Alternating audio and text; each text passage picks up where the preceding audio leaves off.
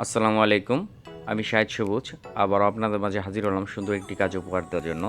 আপনারা হয়তো দেখতে পাচ্ছেন যে আমার হাতে একটি ডেড ফ্ল্যাশার আইসি রয়েছে। এই ডেড ফ্ল্যাশার আইসিগুলা যেগুলা স্যামসাং ব্র্যান্ডের হয়ে থাকে, সেই ডেড ফ্ল্যাশার আইসিগুলো আসলে রিপেয়ার করা পসিবল। আমি আজকে আপনাদেরকে দেখানোর চেষ্টা করব স্যামসাংয়ের ডেড ফ্ল্যাশার আইসিগুলো কীভাবে রিপেয়ার করা পসিবল। আপনারা ইউফাই ইন্টারফেসে যে টিপি অপশনটি রয়েছে, আপনারা টিপি অপশনে গেলে দেখতে পাবেন যে প্রত্যেকটি স্যামসাং ফ্ল্যাশার আইসির একটি করে রেড সিগন্যাল বা রেড টেস্ট পয়েন্ট রয়েছে। আপনারা এই রেড টেস্ট পয়েন্টের সাথে একটি ওয়্যার জাম্পার করে নেবেন। জাম্পার করা হয়ে গেলে আপনার সেই জাম্পারটি ইউফাই বক্সের যে গ্রাউন্ড অপশনটি রয়েছে, সেই গ্রাউন্ড অপশনের সাথে জাম্পারটি জুড়ে দেবেন। জুড়ে দেওয়া হয়ে গেলে আপনারা ইউফাই এর বক্সের সাথে আপনাদের ফ্ল্যাশার আইসিটি কানেক্ট করে নেবেন। আমরা অনেক সময় স্যামসাংয়ের যে ডেড ফ্ল্যাশার আইসিগুলো রয়েছে, সেই ফ্ল্যাশার আইসিগুলো অনেক সময় ফেলে দেই। আমরা ফেলে না দিয়ে আমরা রিপেয়ার করে আমরা পুনরায় সেই স্যামসাংয়ের ফ্ল্যাশার আইসিগুলো দিয়ে কাজ চালিয়ে নিতে পারি।